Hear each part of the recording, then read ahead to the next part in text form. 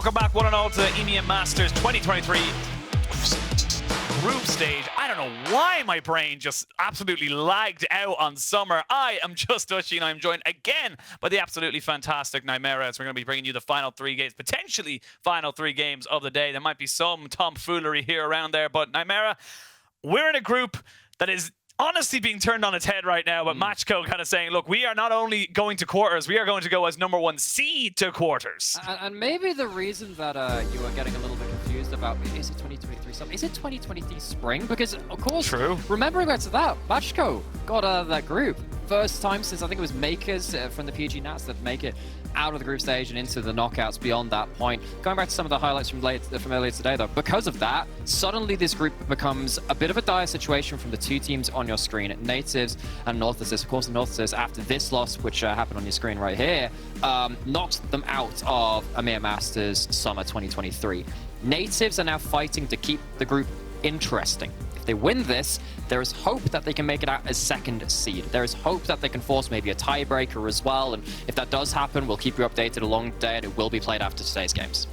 Yeah, absolutely. But I mean, look, it's an uphill battle, because if you're on the side of Nativz, you just need to win the rest of your games. It's that simple. You win the rest of your games, you're forcing a tiebreaker then against Garmin Corp. That's kind of the long and short of it. But I mean, the kind of road to it after what we just saw from Garmin Corp, it is just going to be like the quickest game of this group at minimum. I haven't been able to check out the full, kind of severity of the entire split, but I mean, they did not take kindly. Yeah, if this was also, it would just be me Googling very quickly, but no, but it really does feel like KC kind of came back and said, look, you know what, we didn't just lose in a fluke to Macko, we lost twice in a row, and it was very methodical for Macko. So KC, they're going to be pretty much gunning to try and take that 4-2 scoreline, which honestly, yes, gets them in the quarters, but I mean, we're still coming into a lot of different scenarios here where you're kind of thinking much further into the thing. They could end up against Wildcats in the quarters. There are, the thing is though, coming out of group as a second seed is always a very dangerous prospect. Looking throughout the groups this time around though in Summit, it does feel like second seeds are also going to be pretty stacked. I don't think this is the case where first seed, particularly when it's stuff like the LFL first seed, you kind of assume that they just win the whole tournament or something like that. Yeah. Even when LDLC kind of like they dropped out in some of the knockouts, they were so potent coming into even those whole tournaments. But now we have Macko versus Nativz, and we saw those results right there. Karmic Core currently sat at 3-2. Nativz one less game played. So if they win this, they match them on 3-2. They would still have to beat Karmic Core though to end up forcing a potential tiebreaker scenario, something like that. Because of course, if they had the 0-2 versus them, they're out. They don't win.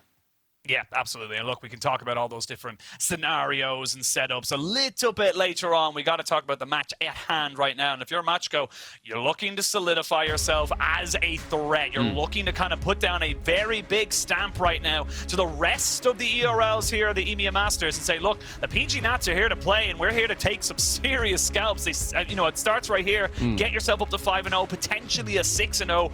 It would be unheard of to see the PG Nats go a 6-0 in the groups. So funny thing is, if Macko were to go 6-0, they'd be the only non-LFL team to ever do so. I believe I'm correct about that one. I was seeing that one flying around Twitter, and we've seen a couple of those 6-0 results happen before, but I hadn't realized they'd all come from the French region. To do that with a French team in your group as well, Karmic Core, the team which has won every EMEA Masters tournament they have been involved in. If they hadn't qualified, they've only not won by not qualifying since they've been in that tournament. We're going straight into this draft, though. We don't see a Gangplank ban right now, and I'm going to leave that one on the table because Acidy is an absolute lunatic on that pick and smashed Karmic Core earlier in the day. Now, something that Hipraim was saying with Nativz win over NTZ, as the Ori ban is through there, so 6 out of 10 can't annoy me with another Everfrost build. I appreciate that, thank you. But one of the things that Hipraim was saying is that if Nativz get to 30 minutes, they can beat pretty much anyone because they're so good at understanding their team compositions, they draft a lot of scaling, and they're very good team fighters. But can you do that versus the teams in this group? Macko, the early game and their skirmishes, they've not really allowed teams to get to that point in the game. And look, Hiprain had some choice words, shall we say, for even though it was a win for Nativz earlier on today against Famagusta, but it wasn't a clean win. It was a very slow, it was very much kind of chipping you down, waiting for you to make a mistake. It was very much kind of like, we're just going to sit here and hope you make a mistake rather than we're going to force one. Whereas I look at Macko, and again, looking at their 2 wins over Carmine Corp, they were forcing mistakes. They were kind of saying, look, we're going to go toe-to-toe here, and if you're not 100% certain or 100% perfect in your execution, we're going to take this to you. So now we're going to have to see what they're able to kind of go for right now. I would love to see them just lock in the Rakan here as well, just to kind of get themselves, look, solid bot lane, we know where we're going. And FLICKR is such a potent initiating threat. For those of you that don't know, FLICKR is basically viewed as the second best Italian player ever behind Jizuke, who's kind of like in his own little pedestal for his Worlds performances on the likes of the Vitality teams back in the day. So having something like that, Rakan, Rel's also on the list as well, Alistar, one of his best champions too, that's definitely on the table. I understand taking away the Sejuani right now and just saying, okay, let's hold on to that, because of course, something like a support counterpick can really help you upset something like Dinvoxy and Twistan on that bot side, who have been such a core to Nativz team fighting.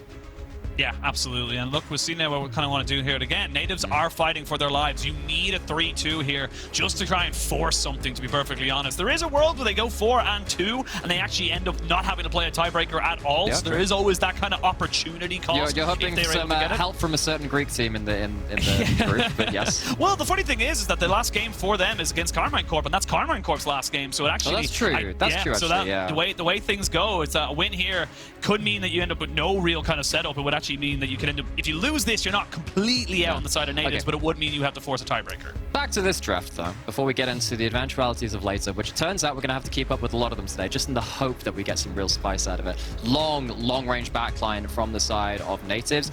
I kind of have to assume that a Jace comes in here from 610, because Jace is kind of like the ultimate outrange mid laner, right? Especially right now. Okay, of course not. It's going to be Gangplank. You know what? Dude, is Jace. It's Cassidy. It's Gangplank. He locks it in. And the problem is, so this is, I'm not going to say this is an ego pick, but it is a confidence pick. We know that Cassidy is good enough to back it up. I'm not going to call it an ego pick. He's very good at this champion. Azir is seen as a bit of a soft to even a hard counter onto the Gangplank, though, because you can auto-attack his barrels from your soldiers, which means that he never gets to get the barrel combos that he really wants. Doesn't stop the Gangplank ultimate being very good. Doesn't stop him running over an individual side lane matchup being incredibly powerful as well. And of course, there's stuff with vision control can come into it as well. But it's not going to be as easy a game, even with the champions just locked in, as it was compared to the earlier Gangplank game today. Yeah, I mean, look, Cassidy, I'm gonna quote veteran on this one here, I believe. It's just like he said, I'm pretty sure a Twitch chatter with 10 minutes and access to Leaguepedia could know how good this guy is on this champion. Yeah. So, like, I mean, look, it just works so well. We saw it in the last game against Carmine Corp. Against Cabochard, he was just decimating people.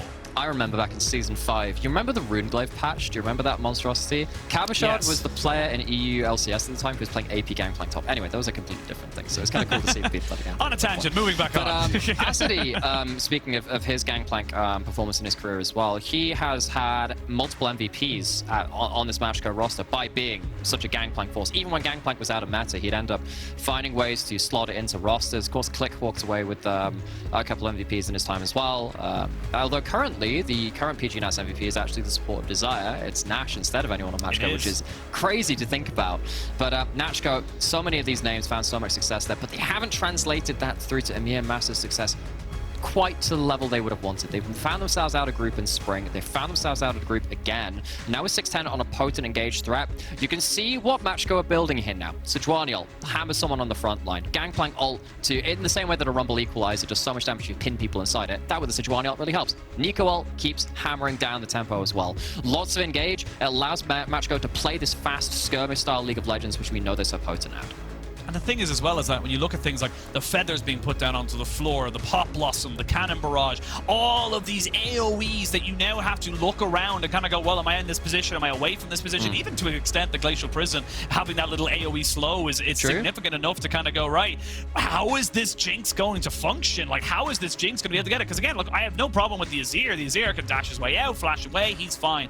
He'll be at a distance, but he should be able to still be relevant. The Jinx is the one I'm kind of worried about right now, because how the hell does Dinvoxy kind of stay alive in these situations? He's going to be the biggest target here for the side of Macko. I think the way that he stays alive is just Twists and Stefan playing immaculate peel duty. And of course Shikari as well, and something like the Sion. It's all... It's so easy to think about the carries as the main characters, right? But in this game, the front line allows the carries to even play the game. It has to be about Shikari, Stefan, and Twist keeping them safe. On the other side, FLICKR, that's not engage. It might help in terms of stopping... It might want in terms of killing the front line first, but if you're playing Braum stuns into try and killing the front line, I don't think you're going to out DPS the likes of Denvox and Vladi on these choice carries. Maybe not, but I will say it does kind of stop a lot of the kind of, you know, pseudo-engage you've got coming in here from Nativz. It does stop the Maokai ultimate. It's a very good kind of delayer as well if the Alistar or the Sion tries to go for a kind of a pop-off engage where they're kind of waiting for their team to corral around them. So I don't think it's bad. I don't think it's great. I don't think it's like one of these amazing big brain picks that we're always kind of looking at towards the last pick on the red side. But teams are locked and loaded. I think Nativz have given themselves a very late game composition. Like, they know if this game gets to 30 minutes, they're going to have the Azir, the Jinx, the Sion is going to be so unkillable to everyone who isn't called Xayah, and that is kind of where their game plan lies. Whereas I look at the side of Macko are looking to bring the fight to Nativz. That they are. I wonder if we see a level 1 completely because of that. You got a Braum, you're against some not great level 1 champions on the other side too. Macko, we know that they skirmish. Let's see if there's a level 1 stack. There's a chance of it. We'll have to wait and see. We're going to see exactly how both these teams end up kind of fanning out. It looks like it is just going to be that, a fan out, but we'll wait to kind of see. Again, for Nativz, they win their last 2 games. They go 4-2. They're guaranteed. That's just how easy this situation is. The more we go down the line, the more obvious it becomes their kind of way to a toss-up. They could technically still have a tiebreaker if we have the PG Nats #1 getting themselves 2 losses off the bat. So they would both be 4-2. But again, they're hypotheticals that we will talk about a little bit later. We actually only see Stefan kind of being a little bit more kind of passive with his build right now. He actually only picked up the no pots and just picked himself up the jungle item to make sure that he kind of has maybe a little bit of extra gold before he goes back, and having that first strike means he can... Yeah, a little bit of a late invade, but I don't think you're going to get much out of this one here. Twists was very much in position to cover that one, and that's why you fan out, ladies and gentlemen. That it is, and you keep yourself safe in those bushes. Sometimes there are some options to go over walls and surprise people in there. So, no Braum level 1 coming through at this point. Macko, like we said, they really do want to force Nativz behind so they can't play towards just stalling out the game. So watch for those lane advantages, watch for C-Boy and Click getting involved very early in the game. Of course, some of these players are very familiar with each other and trying to get involved early in the game. C-Boy used to play with Shikari back on Bifrost, back in the NLC. They qualified to EMEA Masters last spring, spring of 2022. So they have some experience with each other. Of course, many of these players have seen themselves across different leagues as well. C-Boy, obviously a PG Nationals real stalwart too. He's taken Raptors, going immediately over to the other side of the map, and this is what we need to see. He's trying to just get onto the other side of the map, force Nativz to make some odd decisions where they can't just freely take that time it takes to scale up. And the thing is as well is that you're looking at this, ooh, Vladi, one more auto attack and you would have been dead. You can see 610 was thinking about it very seriously there for a second. The level up does come in for Vladi, so they're about roughly equal in terms of their health bars. But, I mean, this is great from Macko because not only are they kind of saying to, you know, the side of Nativz, look, it's bot lane or bust for you, which is, again, so difficult to do. But they're also kind of saying, look, if you overstep on the top side, Shikari, you're going to be a sitting duck. You're going to have no support. Yeah, and on top of that, too, Stefan's in a bit of an odd position. The early invade, quote-unquote, from Macko didn't end up getting kills or fights and stuff like that. But what it did is it put down 2 wards to make sure that C-Boy could take blue buff and Gromp. I don't think Stefan even knows he's been counter-jungled yet because he has no information on it. He doesn't know where C-Boy is on that side of the map. He's going to throw this over now, and now he knows he's been invaded. If C-Boy had taken Wolves, Stefan would have found out about 10 seconds earlier and could have moved to maybe the other side of the map, try and contest on a blue quadrant. I guess maybe not even in this case. You can see that bot lane is pushed in so hard. Because of those early wards and C-Boy's pathing, Stefan has nothing to take. Maybe there's a Krogs he can take, but he's playing with so little information, C-Boy's already found himself access to more camps than Stefan will. Yeah, and the thing is, you said, like, maybe he can get the Krogs, but with the wave position and topside, he can't really go for that safely. Shikari wouldn't have been able to kind of back him up, was Acidy would have just been able to kind of push that one up and, you know, basically contest him 100%. There's nothing really Maokai can do at that point, but it's just really good kind of management of the lanes, management of the map, and early control for Macko, and it's kind of a testament to how well they're doing and how well they've kind of, you know, there's no real kind of fluke, quote-unquote, to come out of this because they beat Karma and Corp just by playing this kind of game, playing smart. playing smart and also just being really good at engaging on people. They're very good at picking fights. The problem with someone like Macko, or rather, not the problem, the evolution of a team like Macko. Macko have always been an entertaining team. Even in the years when they were going 0-6 in group stage, and there were some very difficult splits for them, they were still playing stuff which no one was playing, engaging in ways that no one was. They just weren't good enough in lane, and they'd make too many mistakes. They weren't clinical enough. They kind of are now. Their lanes have been better. Their early games have been better. You see right now, their laning phase can even take down some pretty strong people across the ERLs. Yeah, if you get that route of the feathers coming back from ZZZ, you would definitely feel like that is a dead twist, but not to happen so far. C-Boy does get spotted out now, so they will have information of exactly where he is, but like you said, it's kind of, he's avoiding this Maokai so perfectly right now, just constantly moving himself around the map and saying, look, you know, we're not together, we're not in the same situation.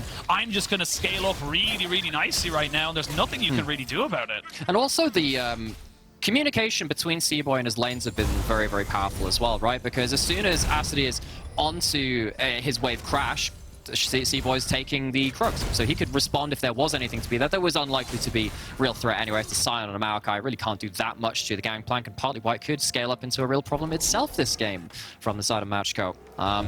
So we'll have to see if that one continues. We haven't seen any kills come through just yet, and as we said, Nativz, they are very happy if it does get to 30 minutes. Jinx and Azir, both of them very long-range, high-damage carries. Macko, we're praising them this early game. This is step one. There needs to be several more steps in front of it.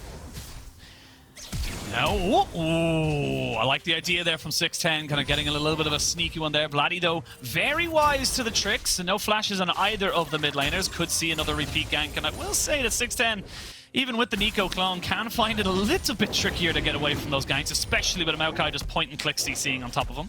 Especially later into the game, it means that you're not going to have yourself a flash for a play around Herald or a disengage around Herald. C-Boy heading towards the Dragon. You do still have that Braum on the bot side of the map. Early game Braum is very, very strong, especially if your melee champions like the Maokai or the Alistar don't want to tangle with them. Stefan is here towards the bot side of the map. I don't think there's really an option here for Nativz to realistically control this Dragon, though, especially if Click gets to move. Yeah, you can see that on the bot side. They're going to try and maybe go for something to stop this wave from pushing in. Stefan off to the side, just kind of posturing, but I mean, there's no real need for Macko to kind of aggress on that in a 2v2. They know their jungler's taking the dragon. Braum just raises a bushy eyebrow and says, try it. And what do they do? What do they do? They sound like, aha, I've hit my... Oh no, I've got Braum passive on me. Oh, I'm going this way. Uses the phase rush to get the heck out of there. That's the power of the Braum. It's not going to be as strong in the late game, because you're not going to have the same engaged threat onto someone like that Jinx and Azir, but for now, it will buy you at least an early dragon. Absolutely, and those extra little stats can mean the difference. Again, it's not a huge amount of power now, but as you start to get items, as you start to stack later into the game, that's when that extra 6% of AP and AD just starts to really put some serious hurt there onto the enemy team. So we'll see. It is going to be a Mountain as the next one as well. So we might have a Chem Soul, which might not be the most impactful in the game, but for the moment, neither team kind of making a move here, and I don't think Nativz are going to be unhappy with this. The thing is again, we talked about it, they've picked an incredibly scaling composition. Yeah. The Scion will become a brick wall that you are just going to be pushing your head up against later on in the game. The Stefan engage is still going to be good, and the Azir and the Jinx, we all know how good they are into the late game. However, Macko are also happy with the kind of state of things. They're not being punished, they're not being overzealous, and they are just kind of farming up to that level 6. Yeah. No, everything's still very much in the balance. I think if we get a big Herald play, 610, you're counting your minions. No, you're not. Good trunk onto Vladdy there. Of course, remember, he doesn't have flash, so C-Boy with ultimate can make things a little awkward. VCC caught up briefly. Cleanse forced. Yeah, cleansed immediately there. I like the respect coming out there from VZZ, just recognizing, hey, look, there's no real reason for me to kind of go full tilt onto this one here. C-Boy does find himself in a little bit of an evade, a little awkward moment there between himself and Stefan. He's like, oh, sorry, sir, I didn't realize this was your blue. Is this not my jungle? And yeah, he missed the trees for the forest, I guess. Oh, yep, that one's moving. That one's an enemy jungler. Must be actually terrifying to see a tree like physically move. See tell that to Isengard. Yes, I believe they'd agree.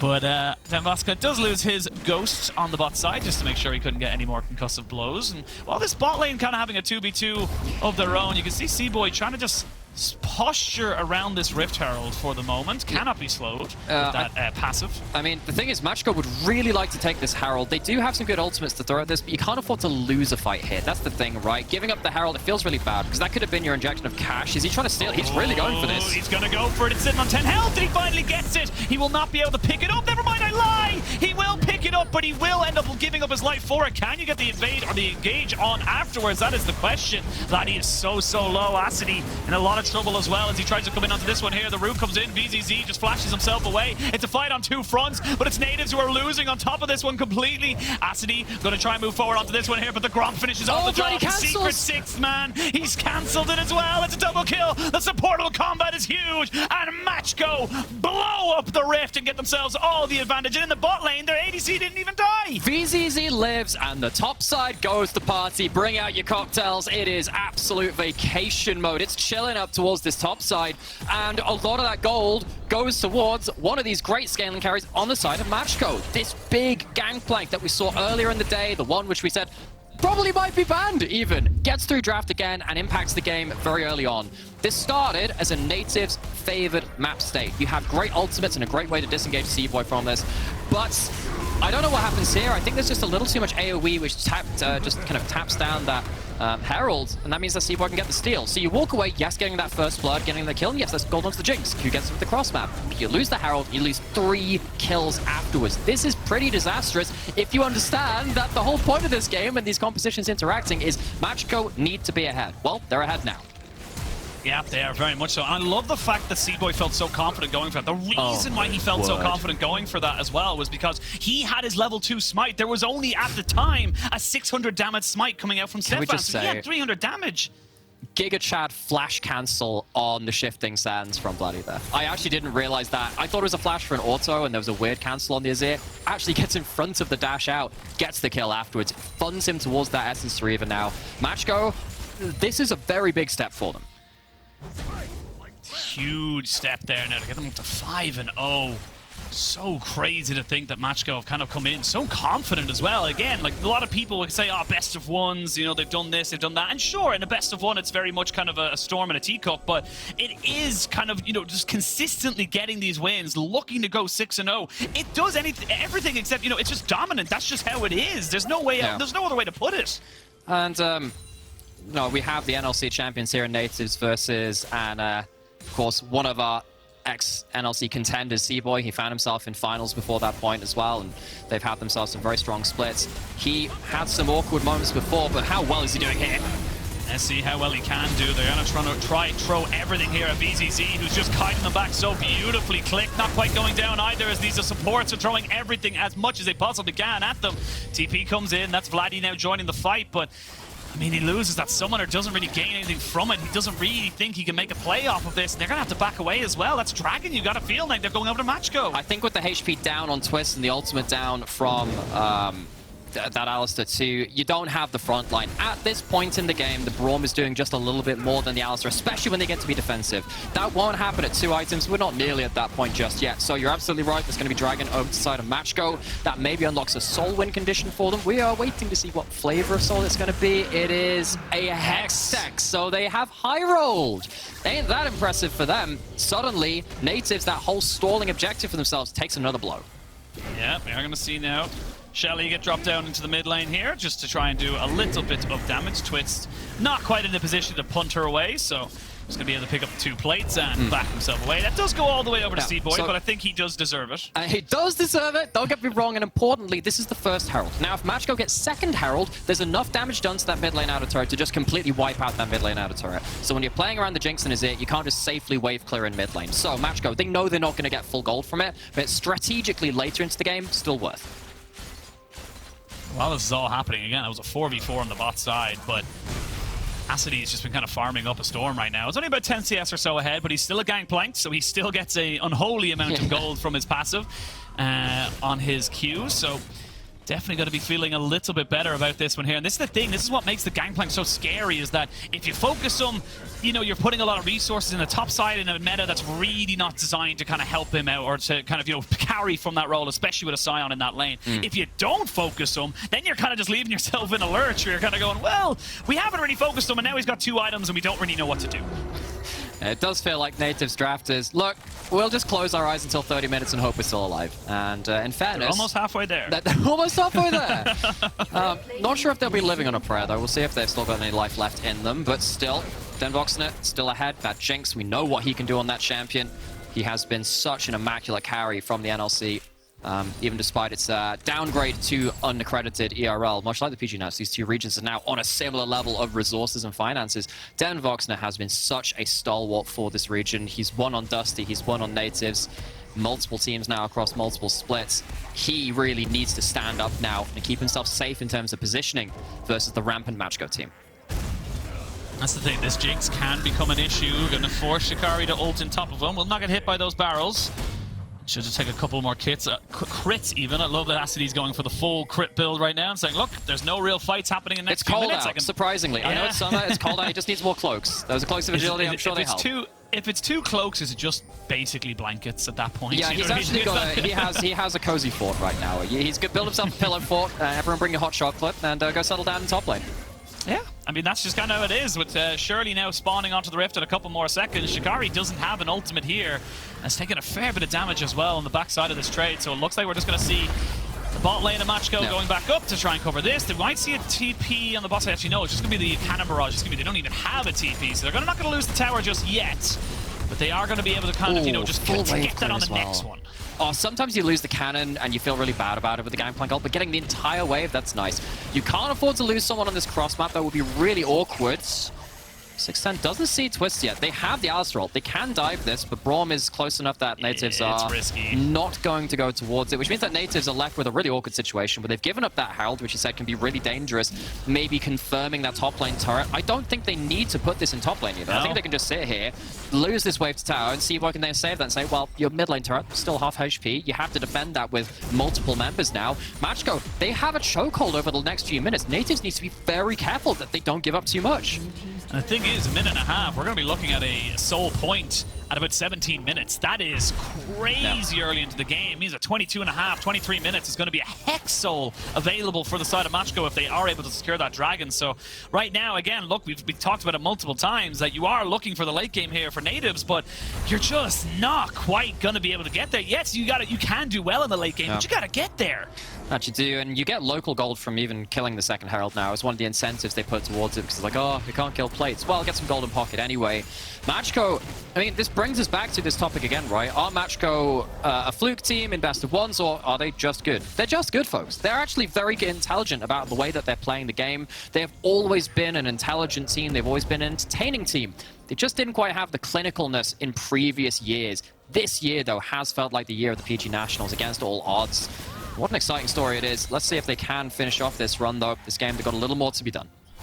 Yeah, a little bit more to be done, but had a little chat with Moon Boy before we came on as well, just asking him, you know, look, is there anything we should know about this team? The fact that they kept their full roster. Yeah, I know, right? It's almost like there's experts of all heroes. Crazy. But, I will say I was a little late. I'm not going to pretend that I was doing this kind of prep all week long or something like that, but we are going to see a little bit. But he was just saying, kind of, again, it's so rare for a PG Nats team to stay for 2 splits, you know, let alone kind of multiple kind of setups or multiple eras. And this is kind of just a testament to how Macko believed in this team. They believe they can go further, and they are doing just that. They've actually just, you know, arguably, even if they only get to quarters now, looking far better than they did in the spring split, and they are looking far more dominant. We'll see now at this fight, because again, Nativz, they have to fight this. They can't just let this Dragon go. They do. They're trying to get a front to back for the first time in this game. The thing is, Macko, they don't actually have to take this fight if they don't want. They put a Herald down towards bot side instead of that mid lane we're expecting. Asti does start to put out some barrel damage now. Nativz, can they force a successful front to back? Here we go.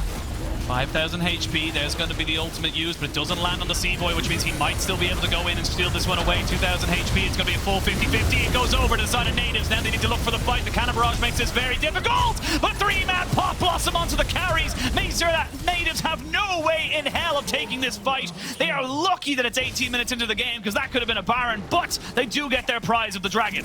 They managed to stop that Soul Stacker being quite as deadly, quite as early into the game. Shikari is trying to just kill off this Herald so he doesn't get another charge onto another turret, but he's even in danger right here. Doesn't have himself a flash. Macko, with the numbers advantage, they could even dive this. They are going to dive this right now. We've got a flash in front of Shikari.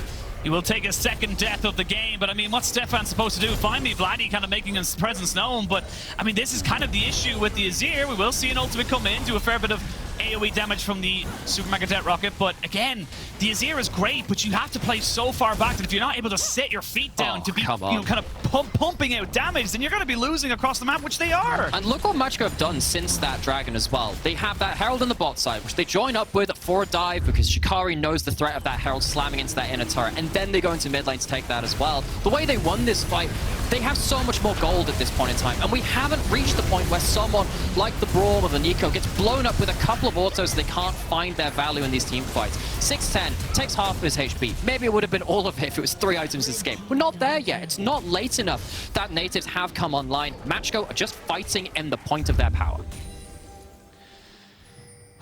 They're just 5,000 gold up. That's it. It's only 6 kills, but I mean, 3 towers to none. You've got CS leads pretty much across the board, apart from in the AD carry role, and that's what you were saying earlier. Den Voxna has to be the carry. He has to be the one to kind of go for it. And even then, looking at the way the kind of Nativz are setting themselves up, they know they're going to have to face check. Look at the amount of Scryer's kind of blue trinkets they've got themselves. They know they're going to have to walk into people who are just going to be waiting for them in brushes. So Dwani Braum, you don't exactly get to move if they find you and you face check. You have to play so respectfully. Anything to extend this game, anything to buy another second. Shikari, he's trying to clear out waves as best he can, but you can see how much threat he's under. 5 seconds till his ult.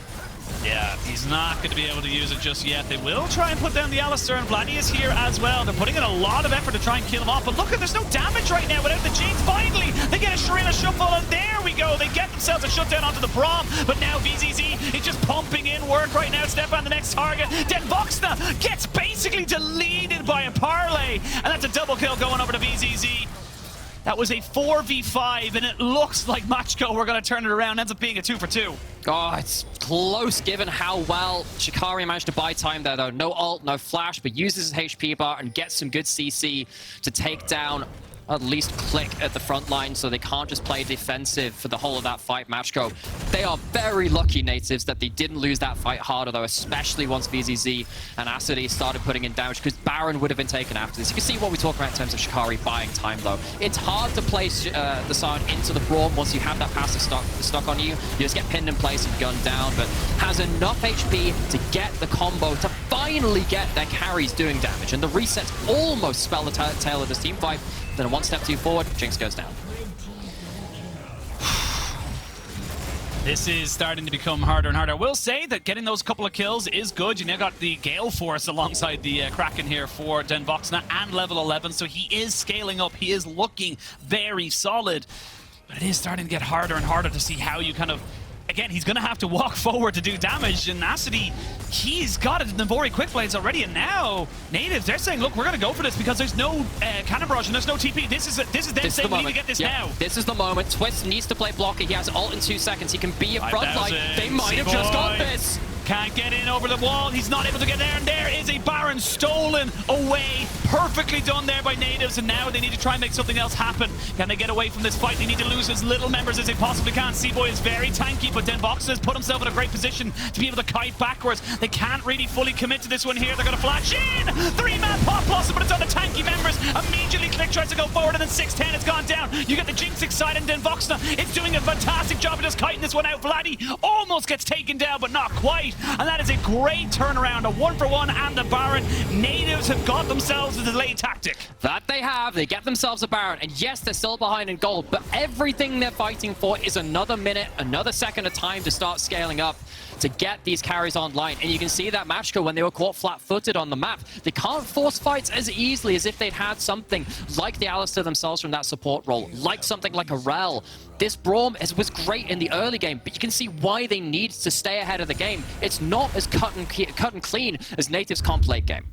Yeah, and again, just a really solid call here. We have they catch out Seaboy, and they're kind of saying, look, yeah, he's down bot side. He's going towards the Sion. Go, go, go.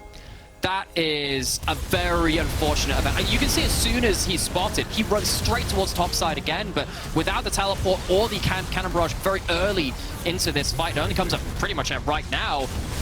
Macko don't have a way to slow the retreat from that Baron from Nativz, and that allows them to play this fighting retreat. And with their range advantage from the Azir and the Jinx, they make it work. Even with the flash from 610, we're not at the point now where you can just one-shot the front line. Nico's not going to be able to do that. Can't catch the Jinx, can't quite catch the Azir. And now we're onto the Dragon.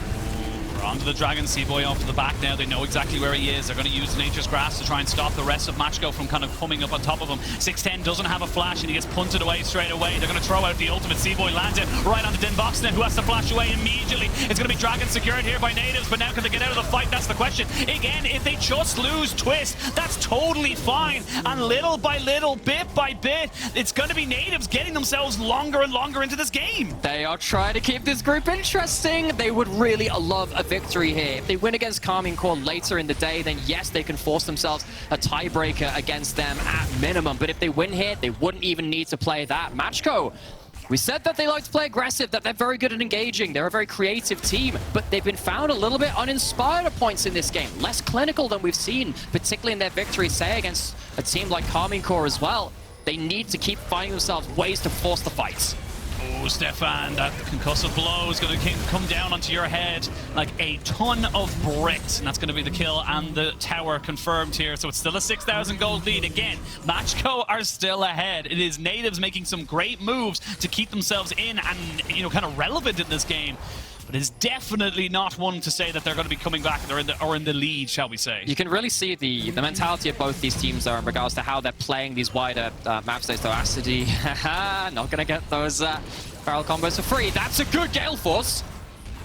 Voxna, he's got those happy feet, he's got those blue suede shoes. However, the Braum is coming, and FLICKR said, you know what, we're going to try and take you down. We are done with your antics right now. No Gale Force, no Flash, no Ghost, but now you've got Shikari. He knows who their win condition is. Twist coming in. It's all devolving right now. I'm not going to lie. It's gone from probably one of the cleanest early games I've seen here at the EMEA Masters to Macko kind of getting down and dirty with it. But the thing is, though, it's actually, a lot of this is response to response, because where this started was Denvoxna trying to split push a lone top side because he thinks that he can get himself an extended run in that lane, and he does, but Macko respond bot side. But then Voxy doesn't back off soon enough from top, so Macko try and catch him out. It's a very kind of unorthodox, we'll say, lane assignment after that Baron. Then Nativz very nearly get themselves a big win for it, but Macko, you can see how close they are to punishing us on the other side. This is the thing, though. You've got full crit coming in here for Acidy.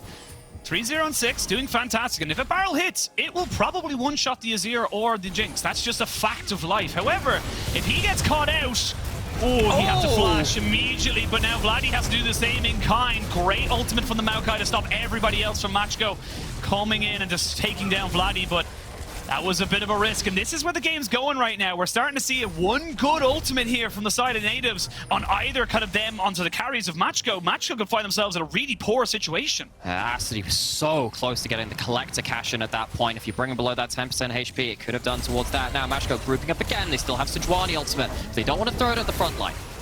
Now they do not want to throw it at the front line right now. Got plenty of kind of work to do here as you wait to kind of defend this one here. Baron not going to be spawning for another minute, 2 minutes on that next dragon. The thing is as well, the small little stats you get with that extra, ability haste and attack speed. Denvoxna and Vladdy are just smiling, having 2 of those hex dragons, a potential 3rd if they're able to make it kind of last that little bit longer. That's a really good point, especially because Vladdy hasn't gone towards a Nash's Tooth. The extra attack speed from those dragons, it means that your combo is slightly smoother, and a single extra auto attack on Leandries and Deathcap could very much be a dead Gangplank. It could be a dead Nico as well if they're trying to look for an engage and you're trying to burst them down. So if it gets to those close fights, maybe you have to thank those dragon stats for them. And I will say, despite Acidy going for a full crit build, he's actually still waiting on about 10%. He's on about 90, I think. I'm 90% sure that he's on 90, if my maths does serve me right. With 15%. Crit gives you 50%, 3 items give you 20% each. Yep, so 90 total. It's a 90 total. So, again, it could lead to a situation where one doesn't crit. Again, it's 90% chance, but that's the whole point. It's a chance of it happening. But speaking of a chance of happening, we might have a chance to see that because Baron spawn. This could be the game-deciding fight. We actually have items on Nativz. It's a significant gold disadvantage, but they have damage if they can DPS. Yeah, they put down the cannon barrage. You can see Shikari doesn't care. He's going to throw himself forward there, straight on top of the backside here. Twist going to sacrifice his life just to make sure his team doesn't have to do anything. Denvoxna, kind of untouched, finally gets hit up here, and then they can try and push into him. Oh, he's so close to going down. It's too dead for the side of Nativz. They lost their front line, which means they will not be contesting on this Baron, and with 30 seconds till Dragon, you'd imagine it's going to be Baron reset straight back onto the map with those Hex Gates. Macko take the Baron, and this will give them a really good chance to try and shove into the base and try and end the game. They don't have a sole win condition with the Dragon spawning in the next 10 seconds, but I think with the death time as being pretty high from the side of Shikari particularly, I think they can look towards this even without their ultimates. Yeah, they can just go straight to it. They don't even need to reset. I thought they might reset and go back into it, but they're not even going to allow an opportunity for Nativz to go for it, as all the carries had still been left up and alive. They'll be able to get themselves now finally onto Soul Point. Again, you're not unhappy as Nativz. We talked about that 30-minute mark. We're only a minute away from it, so they're still in this game. Problem is, that kind of assumes that you're still within fighting gold. And you can see right here, excellent job to split the front line and the back line. Nativz, they feel like they're on a timer trying to interrupt that Baron, so they push a little too far, and Vladi and Denvoxny can't really get good damage down. And Denvoxny doesn't take the cleanser course in this game. Maybe should have mentioned that one earlier, because it becomes very important in fights like these, especially when they get nailed by those ultimates. 610 and C-Boy, making Nativz teamfight positioning very difficult to achieve. Yeah, I mean, look, I think it was very close for Denvoxny going down, and it was very unfortunate for Vladi. As soon as that Pop Blossom came in, he had to completely disengage. I don't think he got any damage out at all after that point, so it really was just kind of a Denvoxny show. But, I mean, look, 3 items now onto the AD carry of Nativz, and they are starting to build up some more kind of, power within themselves. But, I mean, it's hard to see how Macko throw this one away. They've already got themselves an 8,000 gold lead. It's just becoming more and more difficult, especially with this Baron able to help them siege up on these towers. Now, Denvoxny's gone for the head, though. Oh, that's a TP.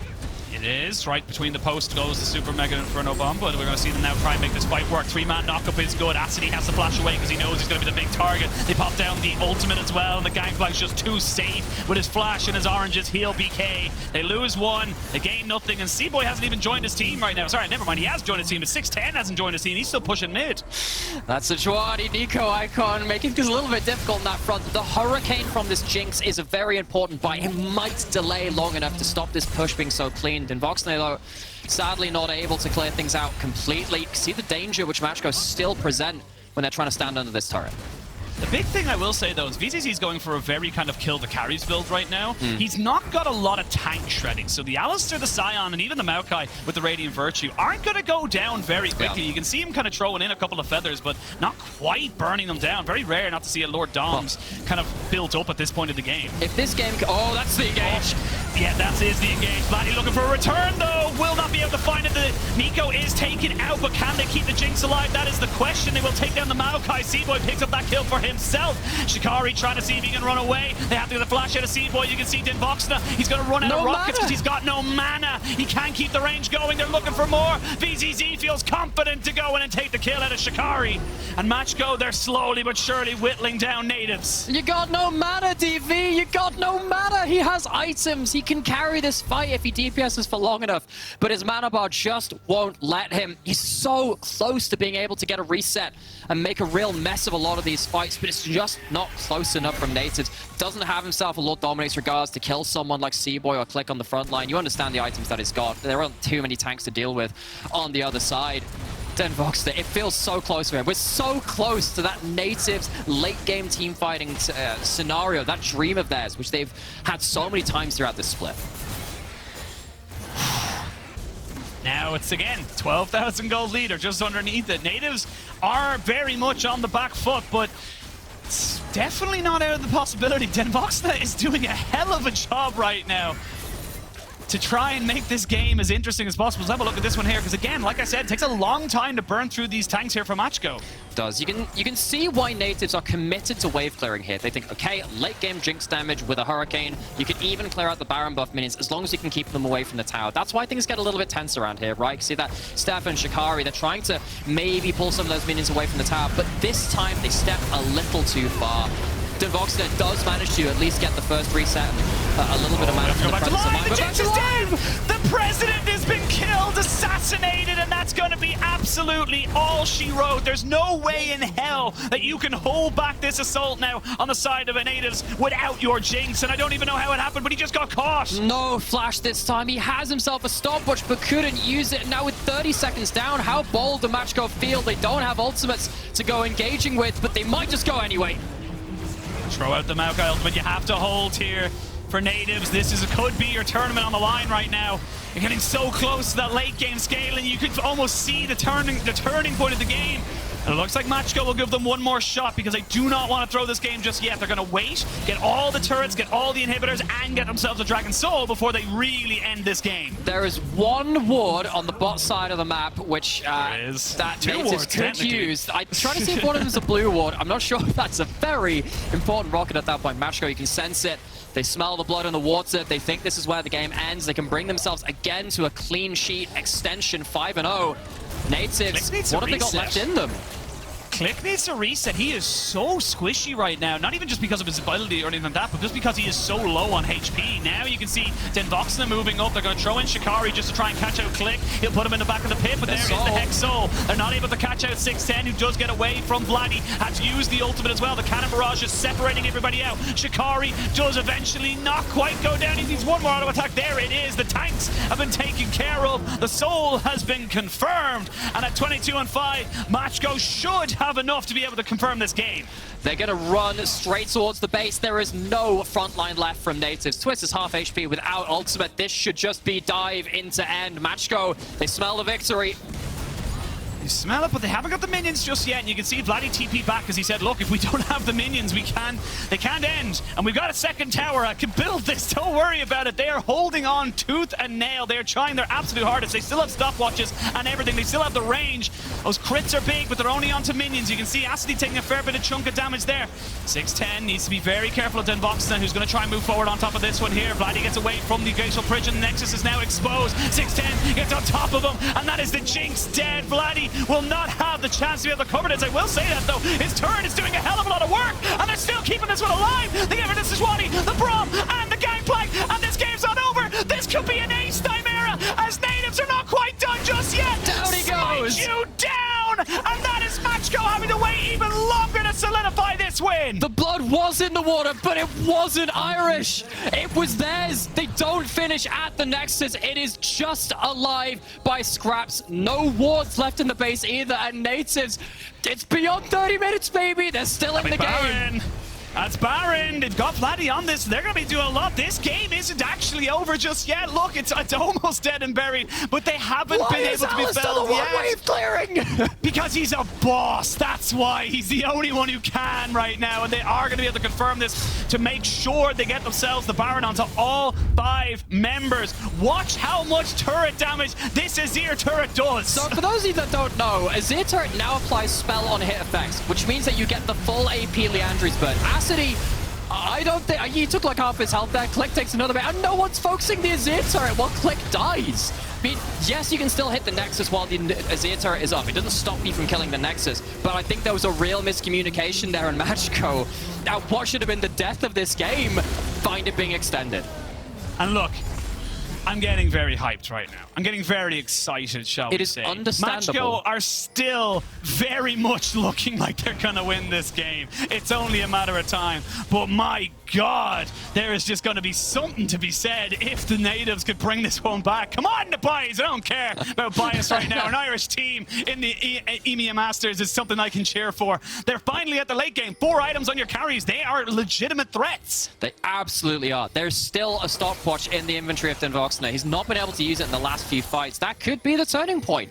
I mean, if you're not landing those killer barrel combos at the start of the fight, you have to deep dive quite deep to find these carries, and someone like that Sion is not nearly as easy to remove. I don't care that there's an 8k advantage towards the Gangplank. You're still not fantastic at killing the tanks. The amount of time it takes them to kill you, if a Zero Jinx is hitting you in return, you die first.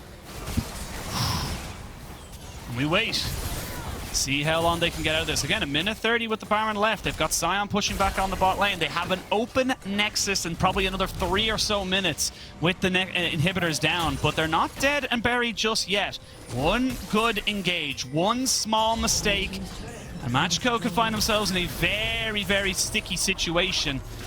We can see now how Denvoxna can kind of do so. Oh my good God, that's a hell of a lot of damage. He has to flash away. Twist does tank up the ultimate. So they've lost a lot of their engage, and this is the thing, without that Glacial Prison, how do you lock somebody down now on the side of Macko? You can see the Hextech Soul doing work. They're stopping Denvoxna healing. Can they force a fight now? They're stopping him from healing, but they're going to try and force a fight because they found out! They've got the Gangplank! Pop awesome. It's good, but it's only 2 now. Voxna completely less isolated. It's going to be down to VCZ. They get the Azir, but all these low health bars. He flashes in. He gets excited. Nativz are doing it. Voxna is carrying them on his back, and this game will continue on. We are not leaving the story finished at 38 minutes. We carry on. Bear Nexus, who gives a damn? Nativz are still in it. Oh my god, this is the problem now. 25 seconds until the Elder spawns. That's a game ender. But let's have a look at this one. They think they can go for this because Voxna's not there, but the Azir is still huge. I understand using the Gangplank ult right here. That's fairly intelligent, actually. Stop them getting home guard. Stop them getting that heal. See it picture in picture. They're just trying to kill towers with the remainder of the Baron buff, but you're absolutely right. The Gangplank goes down so early. This problem in the late game is that Gangplank is very unreliable. It's very hard to get the damage down, and it's so easy to punish them. Voxna on the Jinx isn't even forced to use the stopwatch yet again. They still have that stopwatch for an all-important moment, should it come down to it. Honestly, I think that Twitch should just build lasagnas right now. He lost his stopwatch in that last play, which delayed it a little bit more. I don't think he's going to get to that point, nor do I think he's building towards it. But Elder Dragon going to be spawning very soon. Yeah, I do believe the timer on the top right's a little bit wrong because it hasn't spawned on the map just yet. But we are getting to that point. This is the thing. When you're so far ahead, you're now at a point where gold leads mean nothing because you're now just kind of basically hitting maximum point. You're at critical mass. And now Nativz can just kind of build towards you. You're always in a losing battle the longer this game goes on. That's true, but Nativz, they can't get ahead of themselves. Yes, they have extended the game, but it was on home territory in the base. Defender's advantage where you can fight front to back. They haven't had to deal with a flank for quite some time. 610 has flash, has ult. He can ruin this game. Has a Medjay's as well, just to add on some extra pen from that mythic passive. This could be an Elder Dragon to decide this game, to decide whether Nativz get themselves a leg up in their qualification chances. Here we go, Elder being started right now. 610 just running towards the base, saying, look, I'm going to be able to deal with this run right now. Shikari gets on top, although the AD carry VCZ immediately taking a lot of damage here. They need to try and jump on top of him. The Alistar going for the hero play, but there's nobody to follow up with him. The cannon barrage is just too damn good. The Liandry's not burning on the picture-in-picture, but now we can focus on the real fight. Can this Neego come in and maybe help this one now? They've lost themselves a little bit of an Alistar's front line. Shikari so low. 610 looking for a miracle engage. The Elder has still yet to go. TP coming back in from Vladdy as he wants to rejoin it. Voxna is dead, but can the Alistar, or not the Alistar, excuse me, the Azir do anything about it? He's left all alone in the world and there's nobody else to help him. Everyone's gone down and Macko survive again. It was a hell of a lot closer than they wanted. Oh, and the 4-leaf clover that kept them alive for so long gets the leaves ripped off. Macko will remain undefeated unless Vladdy can pull out some magic. I don't think you can do it alone this time, try as they might. The Italian Stallions look like they're galloping to a 5-0. Yeah, they're going to jump on the Vladdy. He goes golden, but it's only to delay the inevitable. The ace comes in. 610 kept the real carry away. Voxna without flash was just too easy to pick off. Twitz can only sit there and wait and watch as his Nexus goes down. What a barn burner right now coming in here for Macko and versus the Nativz. So, that's our first game of the day, Machine. God, how do we top that one?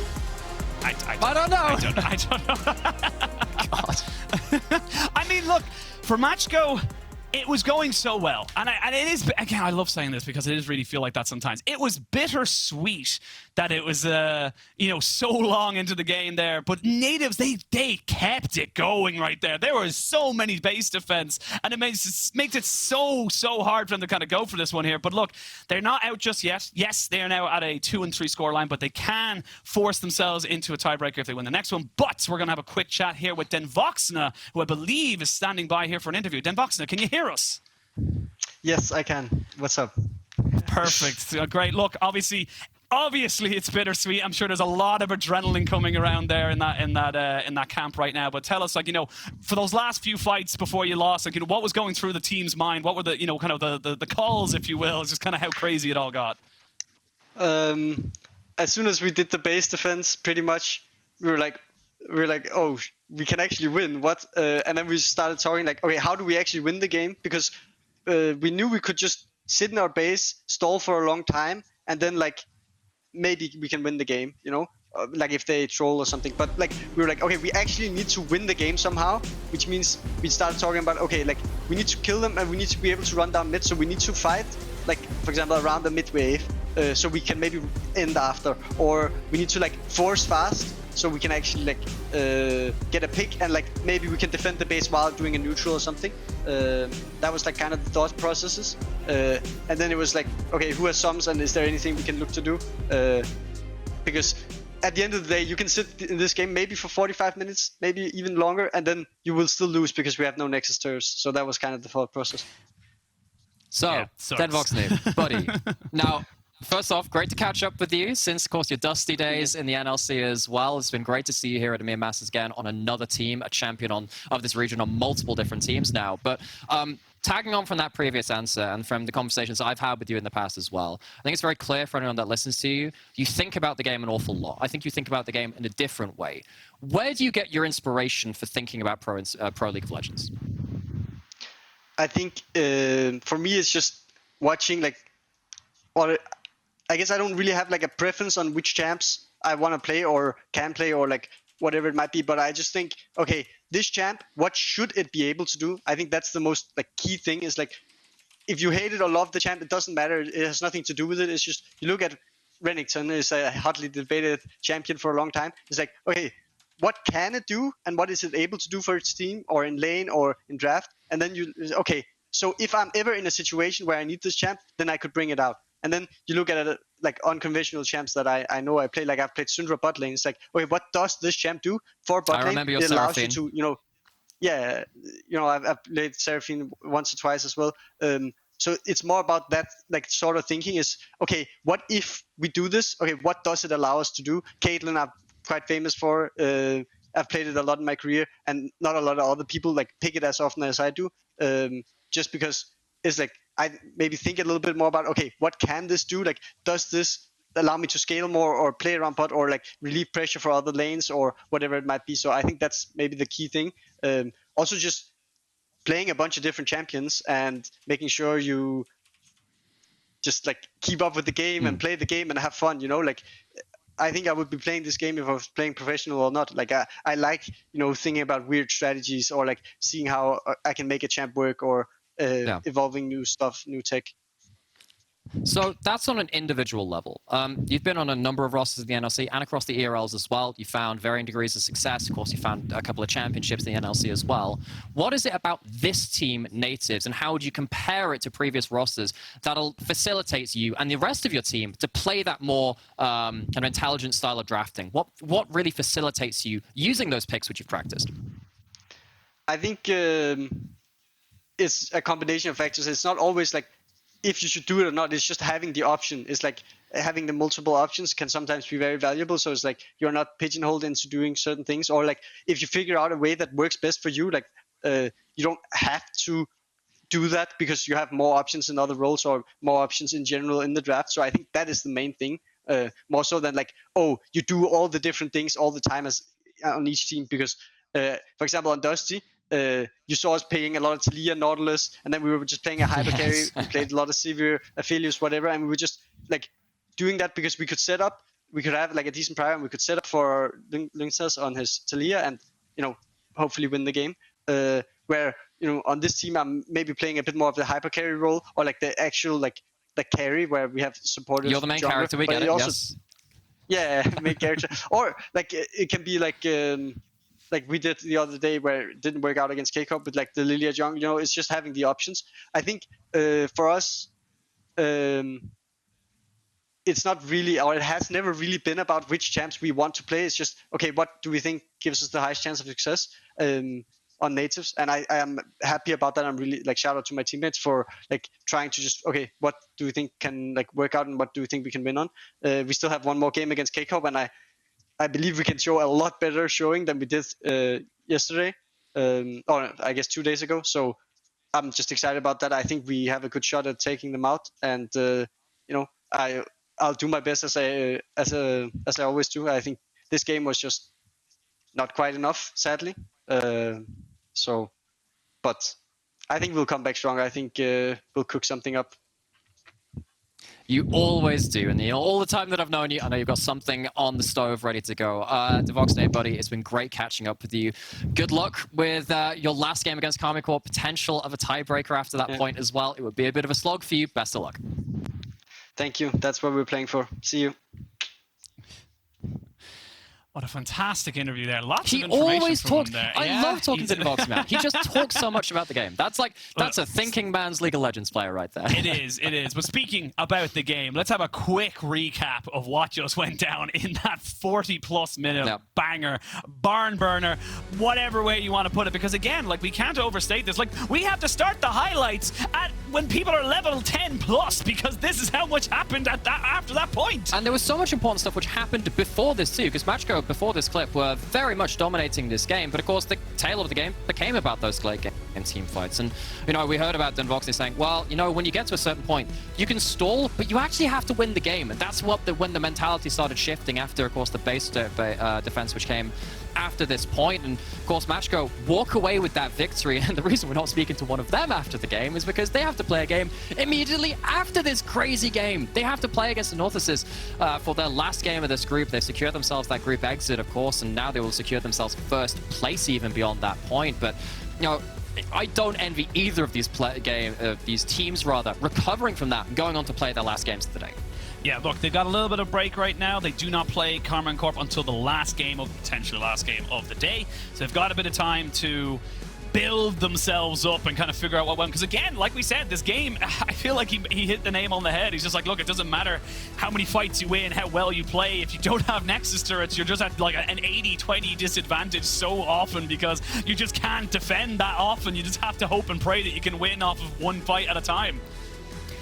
And again, I think it speaks to the mentality of, or rather, let's just say this from a different angle. In the ERLs, we have a lot of players which have played for a very long time and they think about the game an awful lot.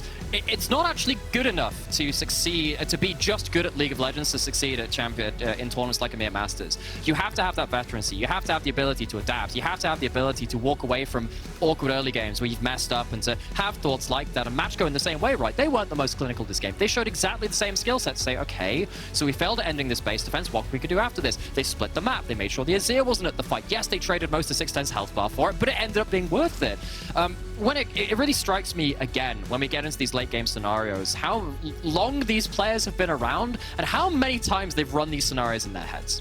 Yeah, I mean, look, you have to, and this is why it is always important to play out your scrims, even if you do fall down but early, because you are never going to be able to kind of practice these eventualities. But 65.5k damage on Acity right there. That is absurd. I mean, look, they obviously 1,300 damage per minute. It's a lot. It's a lot of damage per minute. But I mean, look, you can see it in the goal graph. There were moments there. They found them super far behind. I will say the goal graph got to a point where it was irrelevant because people were on full builds. But I mean, look, for Macko, they're definitely going to be kind of looking at that game and saying, look, we had it all. Where did it go wrong? There's a lot to kind of dissect from that from their own point of view before they go even into their next game against the Nativz. And again, I have to really revisit that again. I know we just mentioned it, right? But both these teams have games to go today. This is in terms of like the last string of games in the day, the first ones that we're on here for, this was the first of them. We have 2 rounds left, and that means that there's still quite a bit to play for. There is the chance of tiebreakers later on as well between Nativz and Karmine Corp. Nativz would have to beat Karmine Corp because they lost the first game against them. And Nativz, there aren't any stakes for them, but they can potentially, you know, play a bit of blue shell. They could potentially take down Macko in a very next game. Yeah, absolutely. And before that, we got to take to a break. So we'll see you guys very, very soon.